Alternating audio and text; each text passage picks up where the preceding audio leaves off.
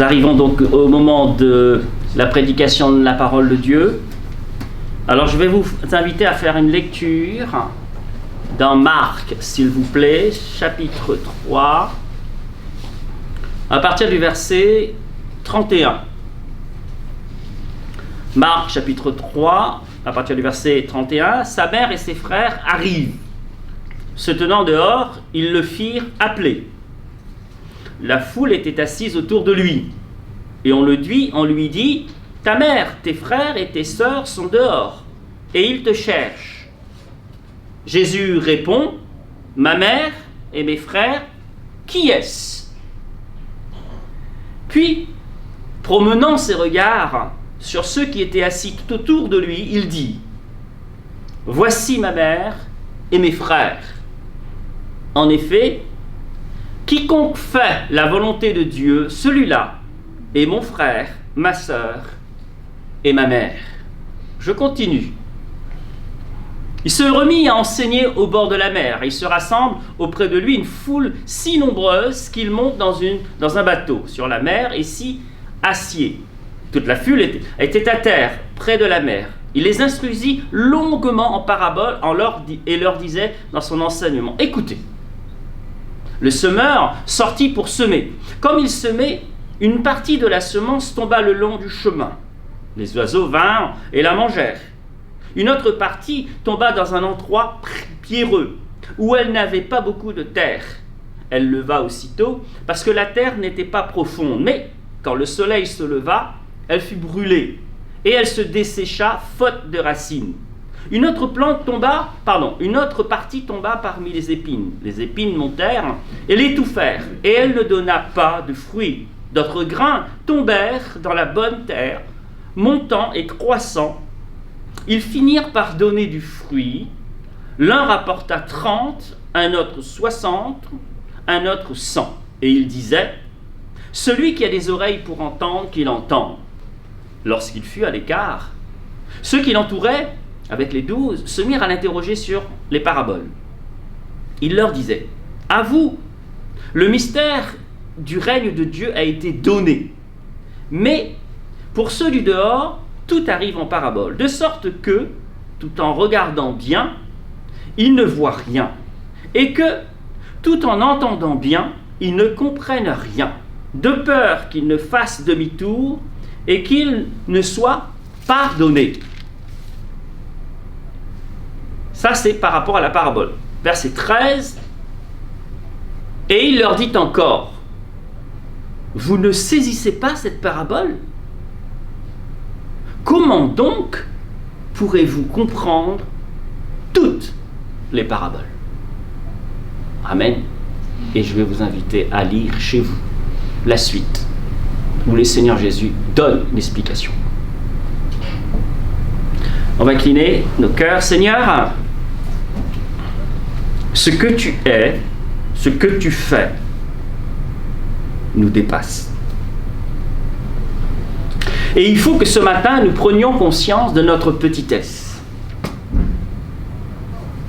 Et du fait que notre intelligence est biaisée, notre compréhension est biaisée. Et nous avons besoin de toute ta grâce et de ta révélation pour rester fidèles et pour marcher sur ce chemin resserré et étroit qui mène à la vie éternelle.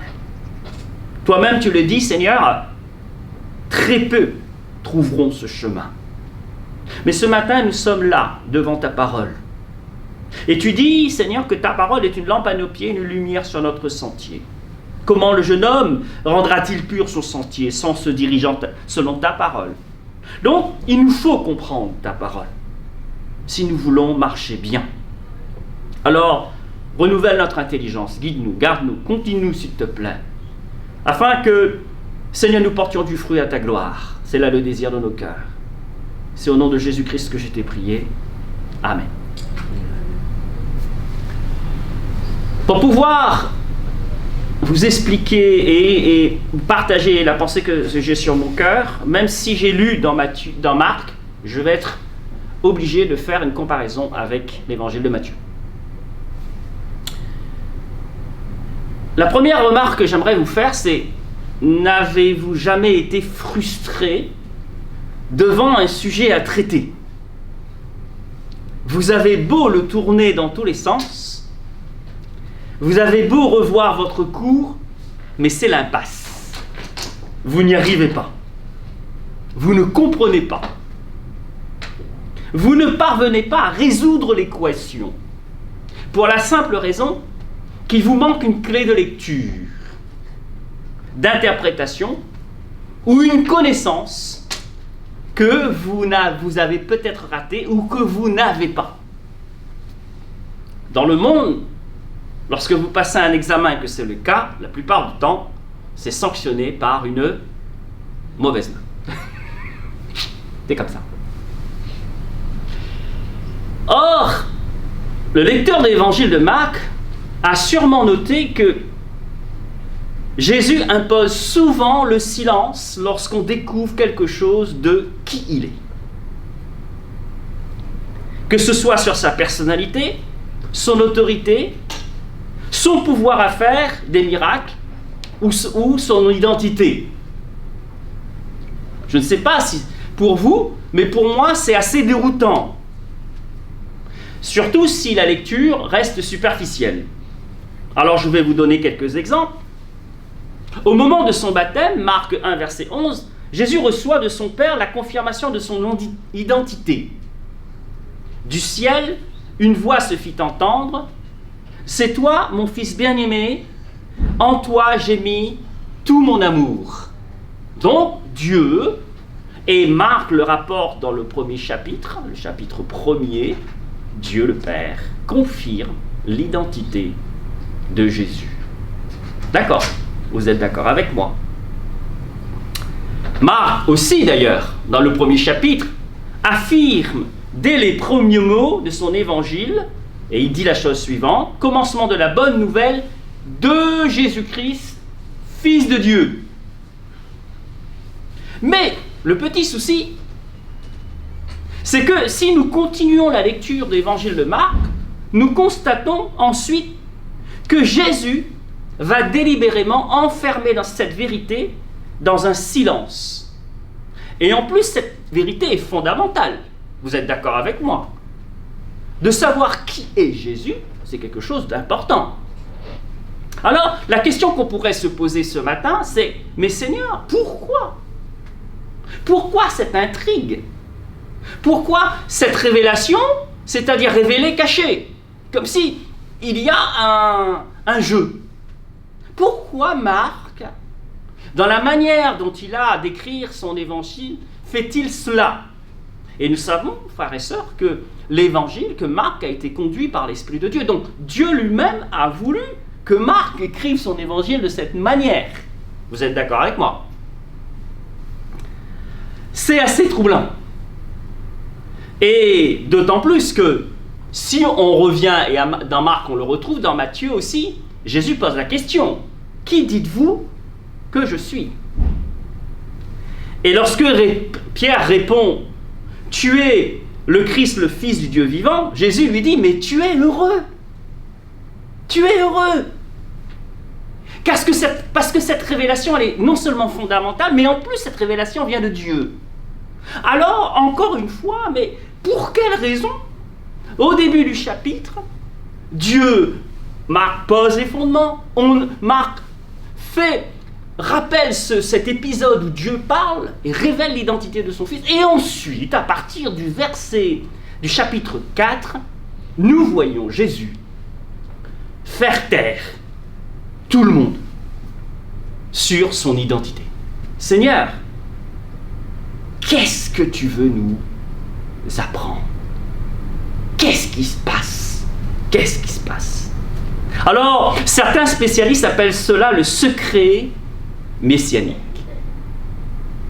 Cette volonté qu'a Jésus dans l'évangile de Marc de cacher sa véritable identité. Il impose le silence.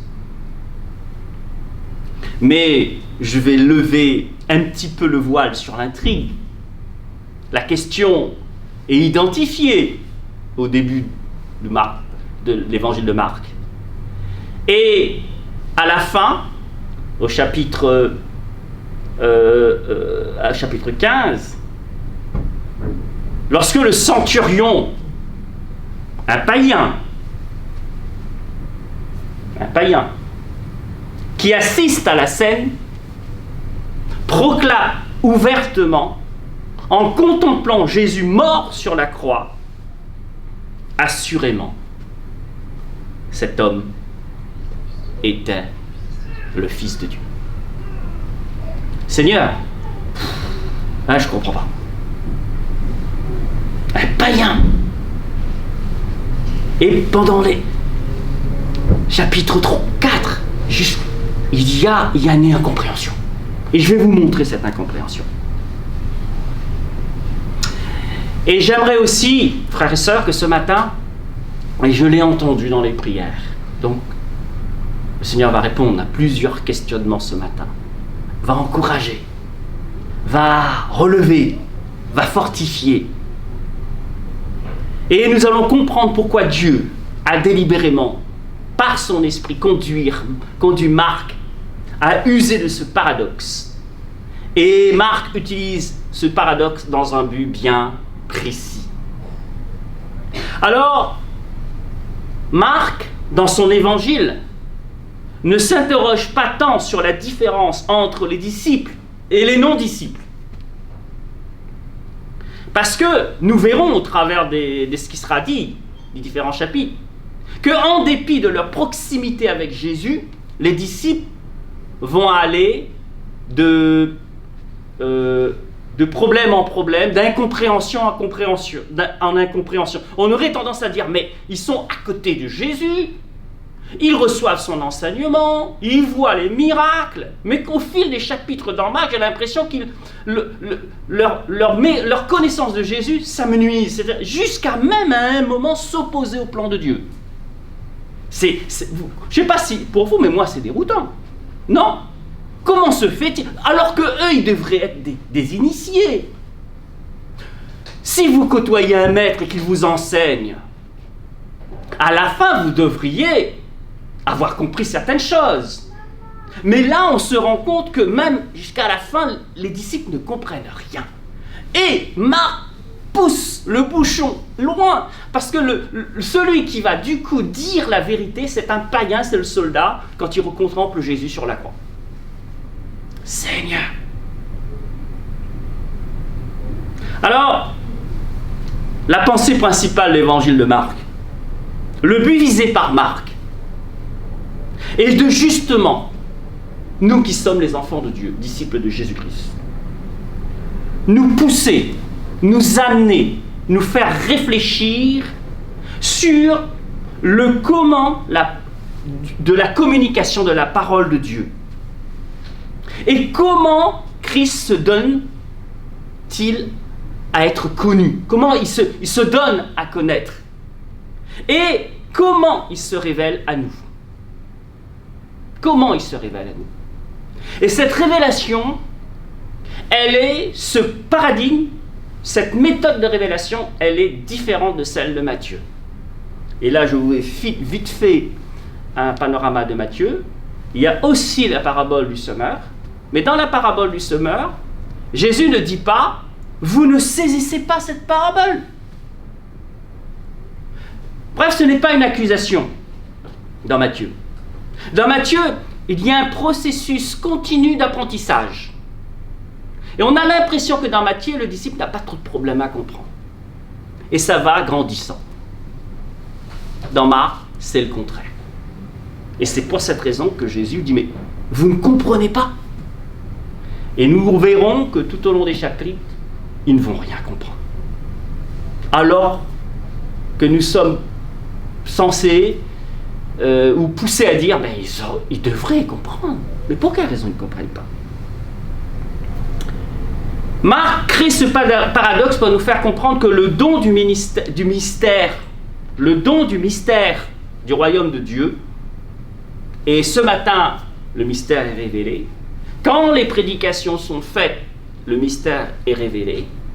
Lorsque vous lisez la parole de Dieu, le mystère est révélé. Mais le don du ministère n'implique pas forcément la compréhension du mystère. C'est subtil, hein? Jésus a révélé des choses à ses disciples, mais ils n'ont pas compris. Le don du mystère n'implique pas forcément la compréhension du mystère. Et écoutez la suite, que cette compréhension passe assurément par l'écoute, et j'ai accentué lorsque j'ai lu le passage, à chaque fois c'est écouter, écouter. Donc il faut écouter. Et ce matin, c'est ce que vous faites.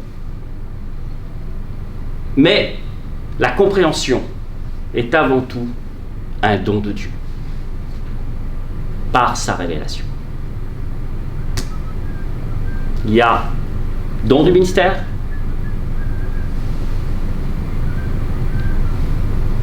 nous avons fait un bout de chemin de compréhension, nous n'avons pas toute la compréhension.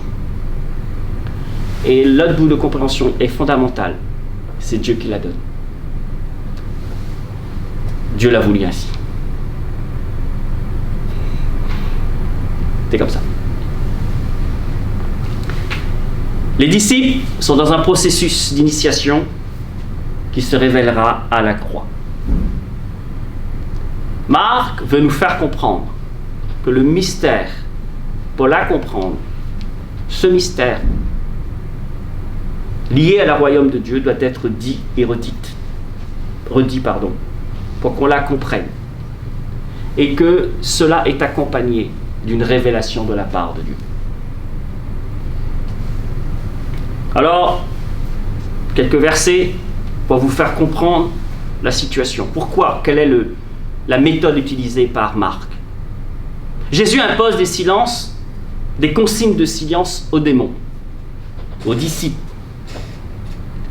Et à chaque fois, cela porte sur l'identité de Jésus.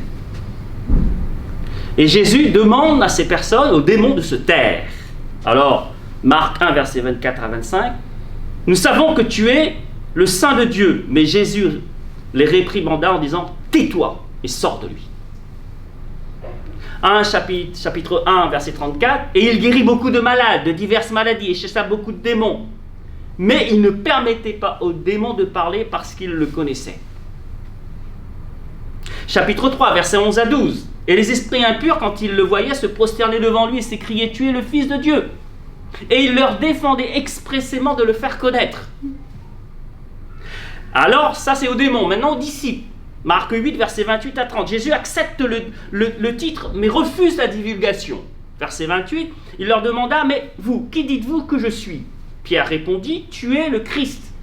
Verset 30, mais il leur défendit sévèrement de parler de lui à personne. Marc 9, verset 9, il impose le silence jusqu'à la résurrection du Fils de Dieu. Il descend de la montagne de la transfiguration.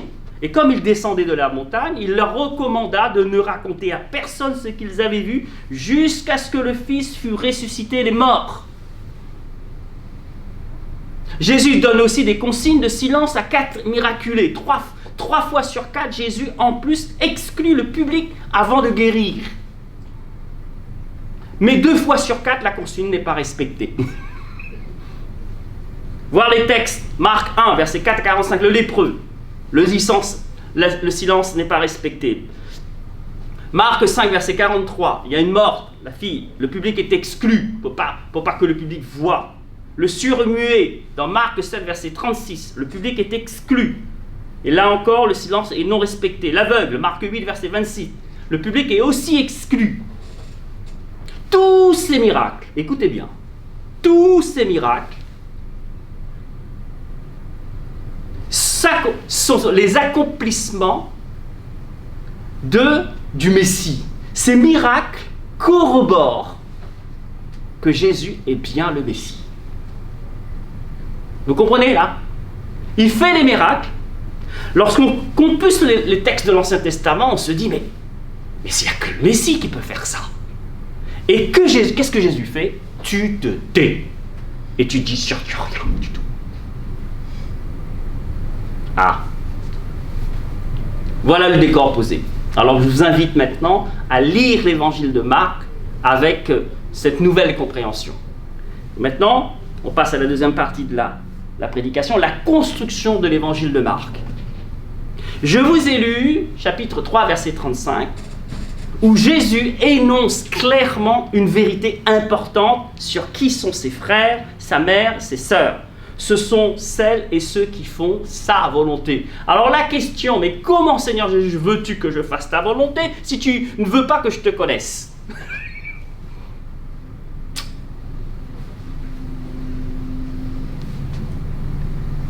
Et Jésus dit à ses disciples, dans la parabole du semeur, on l'a lu, vous ne saisissez pas cette parabole. Vous n'avez pas la foi. Chapitre 6, verset 52. Leur cœur était aveuglé. Chapitre 7, verset 18. Ainsi vous aussi, vous êtes incapables de comprendre. Il enfonce les disciples. Chapitre 8, verset 17 à 21. Vous ne voyez pas, vous ne comprenez pas encore, vous avez le cœur aveuglé. Chapitre 8, verset 32 à 33. Pierre, tes pensées ne sont pas celles de Dieu. Chapitre 9, 6, 10, verset 19, 32. Génération incroyante. Combien de temps devrais-je vous supporter? Chapitre 10, verset 24, 26, 32. Les disciples étaient, écoutez bien ça, les disciples étaient stupéfaits, de plus en plus déconcertés.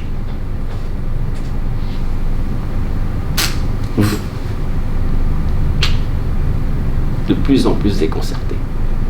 Nous ne sommes parfois un peu déconcertés aussi, n'est-ce pas? Est-ce que nous comprenons tout le temps?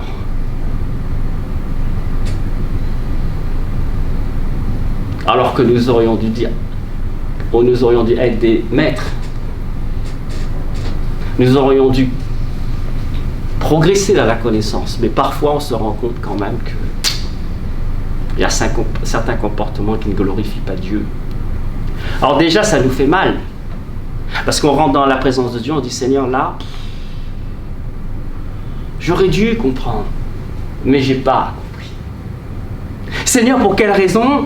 Eh bien, ça fait 2 semaines, mais je te rends grâce aujourd'hui, tu as ouvert mes yeux, mais j'étais dans le cirage. Je comprenais rien. N'est-ce pas? On ne va pas jeter la pierre aux disciples. N'est-ce pas? Bon, on continue, parce que si je m'arrête là au niveau de la prédication. Et cette question qui est différente de celle dans l'évangile de Matthieu, vous ne comprenez pas cette parabole. Comme je vous l'ai dit tout à l'heure, dans Matthieu, les disciples n'ont pas de difficulté de compréhension. C'est ce que Matthieu a voulu mettre en avant. Tandis que dans Marc, son récit montre que les disciples ont du mal à comprendre. Et par ricochet, le Seigneur veut aussi nous enseigner ce matin. Nous qui sommes les lecteurs du texte, il y a une vraie question à se poser.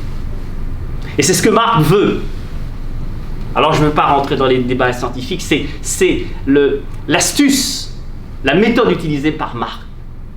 Marc veut nous secouer. Il veut qu'on se pose ces questions. Pourquoi cette incompréhension grandissante, chemin faisant, contrairement à Matthieu? Ce qui est mis en avant ici, c'est le processus de communication de l'Évangile qui met en jeu notre compréhension, mais cette compréhension est incomplète. Verset 14, lorsque nous avons lu, je vous invite à le faire. Jésus fait de la diffusion de la parole de Dieu. Le semeur, c'est lui, et la semence, c'est sa parole. C'est vrai que la parole de Dieu, depuis que l'évangile est prêché, a été annoncée à beaucoup de personnes. On parle des grandes campagnes d'évangélisation, à un large public. Mais ce que Jésus nous dit, c'est que dans cette communication, il y a une partie d'échec. Mais c'est inhérent à la prédication de la parole de Dieu, à la communication de la parole de Dieu. C'est inhérent au mystère du royaume. Et je vous invite à le faire aussi. Vous verrez qu'ensuite il parle de la lampe et il parle de la semence qui pousse toute seule. Vous le lirez. Tout ça corrobore ce que je viens de vous dire depuis tout à l'heure. Il dit, tout d'abord, il y a un dévoilement. Mais ce dévoilement, il est caché aussi. La parole est appelée à être découverte. Et la condition pour que cette parole soit découverte, il y a déjà l'écoute. Ensuite, une fois l'écoute, on a besoin de la révélation. Et dans la parabole de la semence, versets 26 à 29, il dit la chose suivante, que quelqu'un sème, verset 27, soit qu'il dorme, soit qu'il veille, la nuit ou le jour, la semence germe et croît, lui-même ne sait pas comment. Donc vous voyez que la compréhension de la parole de Dieu, nous avons une part, mais Dieu a aussi sa part à accomplir. Et, frères et sœurs, il faut que nous le comprenions aujourd'hui, que lorsque la prédication, la parole de Dieu, le mystère de la parole de Dieu est annoncé, vous avez une part de compréhension. Mais cette part de compréhension est incomplète. Mais vous comprenez assez pour avoir le désir d'aller plus loin. Vous comprenez ça? Est-ce que je suis clair? Et c'est là-dessus que Marc va mettre l'accent. Le désir d'aller plus loin. Pourquoi? Parce que la partie de la révélation, c'est Dieu qui la donne. Et c'est là toute la beauté du plan de Dieu. Seigneur nous donne. Mais il ne nous donne pas tout de suite. Vous comprenez ça? Parce que s'il nous donnait tout de suite, on ferait quoi? Ciao, ciao, merci. Dieu veut nous donner de manière continue. Il veut que la relation avec lui soit toujours au beau fixe, 24 heures sur 24. Amen. Et qu'on aille dans sa présence pour comprendre. Et il va nous permettre de comprendre certains mystères rapidement. Mais d'autres, il va nous falloir étudier la parole de Dieu. Et merci Seigneur. Pourquoi que se passe-t-il à ce moment-là? La parole travaille. La parole va faire notre exégèse. La parole va renouveler notre intelligence. Et comme je l'ai dit tout à l'heure, c'est ce mystère, on doit la lire, la relire, la encore lire.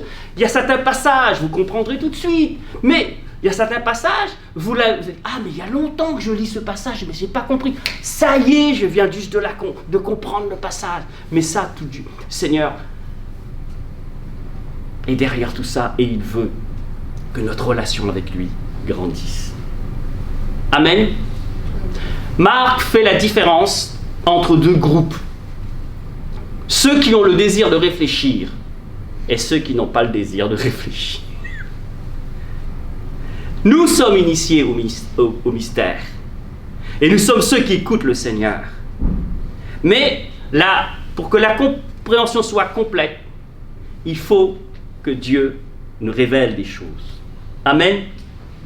Et vous verrez aussi, tout au long, je vous invite à le lire, notre incapacité. Nous allons voir aussi notre faiblesse dans notre cheminement avec le Seigneur. Et dans le récit de la tempête, les disciples ils vont s'affoler et Jésus va les reprendre. Mais vous avez peu de foi. Parfois ça va, mais parfois ça ne va pas. On est découragé. De retour de mission, les disciples échouent à nourrir la foule. Et même ensuite, ils ne vont pas comprendre le miracle des pains. Et même, ils vont vouloir à ce moment-là faire Jésus roi. Et à un moment même, le Seigneur va les mettre dans la barque, va les envoyer. Et ils vont même confondre Jésus avec un fantôme. Ça peut aller très loin, hein, notre incompréhension, non? Alors, il y a deux choses auxquelles nous devons faire attention. qui peuvent carrément nous disqualifier si nous ne faisons pas attention dans ce cheminement, parce que la compréhension n'est pas complète. Et Jésus dira à ses disciples, faites attention au levain d'Hérode et au levain des pharisiens. Alors, qu'est-ce que Hérode a fait? Hérode, il a eu une certaine jeune fille, très jolie, qui a dansé devant lui. Il a été séduit. Et là, ça nous parle de toute la convoitise de ce monde, toutes les choses charnelles. Il ne voulait pas couper la tête de Jean-Baptiste, mais il s'est fait prendre au piège. À cause de la luxure, à cause de la sensualité, à cause des convoitises de ce monde, des convoitises trompeurs. Alors Jésus va mettre en garde ses disciples contre le levain des pharisiens. Alors le levain des pharisiens, c'est quoi? C'est la tradition, c'est la religion, c'est moi je suis le meilleur, et vous? La comparaison, le manque d'humilité. Ils se croient justes et intelligents, et donc du coup, ils se sont exclus de la bénédiction. Donc attention à l'orgueil, à l'arrogance, à je sais tout. Et attention au piège de ce monde, à la convoitise charnelle. Dans le jardin de Gethsémani, la défaite des disciples va être totale, complètement totale. Ils vont s'en aller. Et pour Pierre, alors j'aime bien, je vais vous lire ce passage. Et comme Pierre était... Alors ce qui se passe, c'est que voilà ce qui se passe dans le jardin de Gethsémani. Matthieu 14, Jésus leur dit, tous vous trouverez une occasion de chute. Car il est écrit, je frapperai le berger et les brebis seront dispersées. Mais après que je serai ressuscité, je précéderai en Galilée. Mais Pierre lui dit, quand même tous trouveraient une occasion de chute, non pas moi. Et Jésus lui dit, en vérité, je te dis que toi, aujourd'hui, cette nuit même, avant que le coq ait chanté 2 fois, tu me renieras 3 fois. Mais Pierre, lui, il parlait avec abondance. Quand il me faudrait mourir avec toi, je ne te renierai point. Et tous disaient la même chose. Jésus lui dit, tu ne vas pas tenir le coup. Pierre dit, je vais tenir le coup. On est à la fin de Marc, là. On continue dans le chapitre, verset 66. Et comme Pierre était en bas dans la cour, survint une des servantes du souverain sacrificateur. Et voyant Pierre qui se chauffait, l'ayant considéré, il lui dit, toi aussi tu étais avec le Nazaréen Jésus. Mais il le nia, disant, je ne sais ni ne comprendre ce que tu dis. Et il sortit dehors dans le vestibule, et le coq chanta. Et la servante, l'ayant vu de nouveau, se mit à dire à ceux qui étaient présents, celui-ci est les leurs. Mais il le nia de nouveau. Et peu après, ceux qui étaient présents disaient de nouveau à Pierre, vraiment tu es des leurs, car tu es galiléen. Mais il se remit, et là, ça va même plus loin, parce qu'il va faire des imprécations. Pierre se mit à faire des imprécations et à jurer, je ne connais point cet homme dont vous parlez. Et aussitôt le coq chanta pour la seconde fois, et Pierre se ressouvint de la parole que Jésus lui avait dite. Avant que le coq ait chanté 2 fois, tu me renieras 3 fois. En y pensant, il pleura. Il nous faut, frères et sœurs, prendre en compte cette réalité. Nous ne comprenons pas tout. Et c'est inhérent à la communication de l'Évangile. Nous avons assisté à l'effondrement des disciples.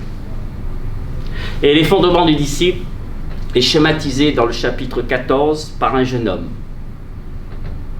Et un certain jeune homme le suivait, enveloppé d'un drap sur le corps nu. On le saisit, mais lui, laissant le drap, s'enfuit tout nu. Le jeune homme qui s'enfuit tout nu symbolise les disciples. Ils préfèrent la fuite et les honte plutôt que Jésus. Reconnaissons notre petitesse. Alors, quel enseignement pour nous ce matin? Déjà, bien comprendre que nous ne pouvons pas tout comprendre. et que nous avons besoin de la révélation de Dieu. Cela milite pour une relation avec Dieu et une vie de piété continue, dynamique. Passons du temps dans la présence du Seigneur. Passons du temps dans la lecture de sa parole. Le deuxième enseignement, ne nous décourageons pas. Parce que même si Pierre, et nous avons vu l'effondrement des disciples, même si les disciples se sont effondrés, même si dans le jardin de Gethsémane, ils sont tous partis, j'ai une question à vous poser. Est-ce que c'était une équipe de rêve? Est-ce que c'était une dream team? Non.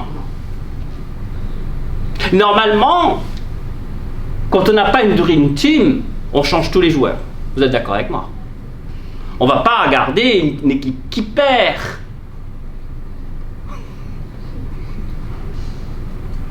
Alors j'ai une question à vous poser. Est-ce que Jésus va disqualifier les disciples? Et là, il n'y a pas un encouragement, là? Frères et sœurs, nous pouvons toujours, et nous pourrons toujours, compter sur la fidélité de Jésus.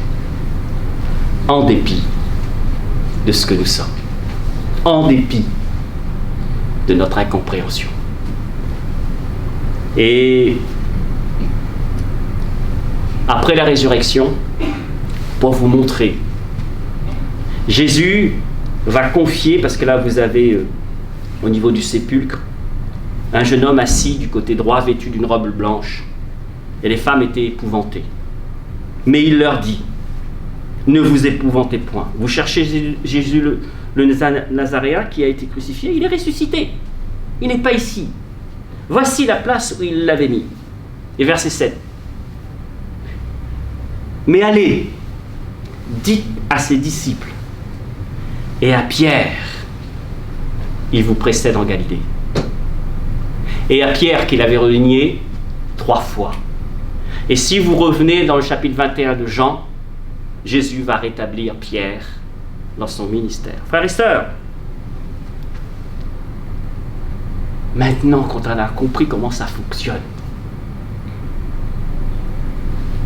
ne nous décourageons pas. Dans les incompréhensions que je suis, et peut-être que ce matin, il y a certaines personnes qui sont dans une incompréhension. Ce que je veux vous dire, considérez la fidélité de Dieu, de Jésus. Vous lui avez donné votre vie. Personne n'est parfait. Nous pouvons passer par des moments difficiles. Et ce matin, il y a une prière. Seigneur, et vous passez il n'y a que vous, moi aussi je passe par des moments difficiles. Mais, autre chose, apprenons à ne pas nous faire confiance. C'est difficile, hein? Non? Je pense, donc je suis.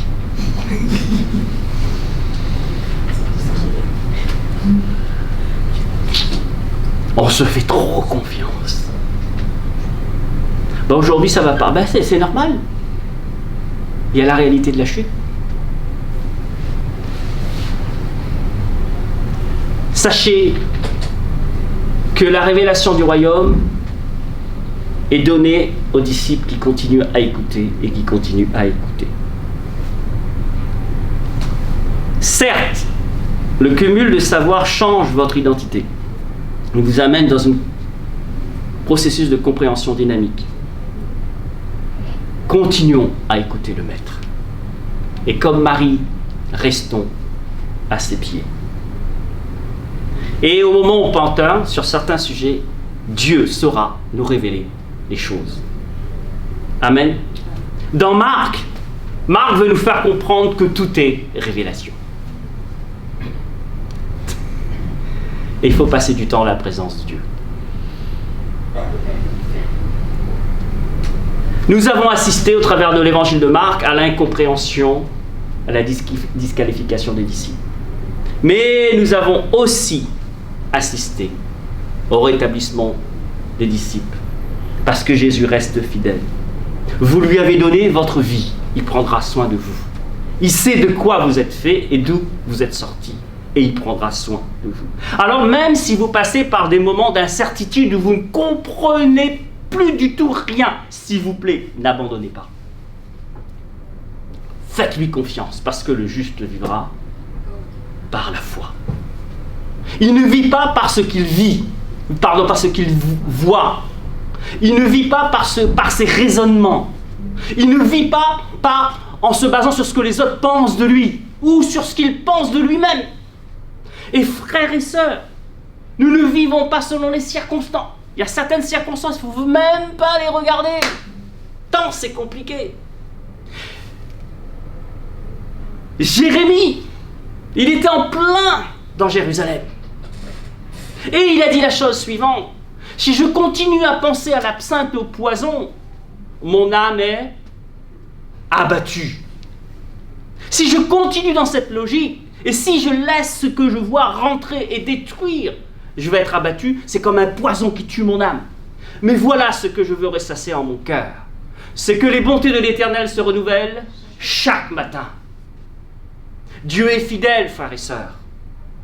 Vous passez tous par des moments difficiles. Nous passons tous par des moments d'incompréhension. Nous faisons tous les efforts, mais nous n'avons pas la clé de lecture.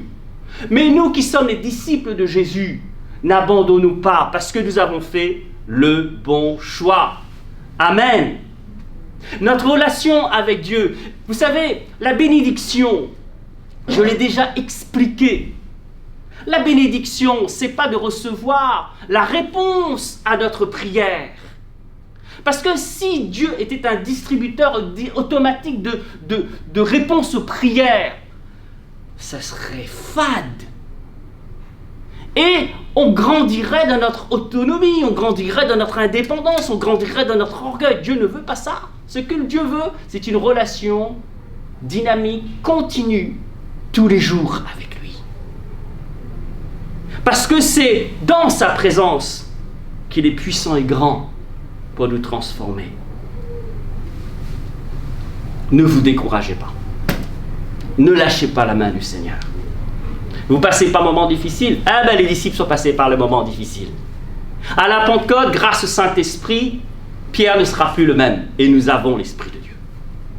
Et l'Esprit saura nous conduire dans la vérité. Et comme dit l'apôtre Paul dans le chapitre 8, nous avons été scellés par l'Esprit. Et nous appartenons au Seigneur Jésus parce que nous avons son Esprit. Alors marchons dans cette dépendance avec l'Esprit.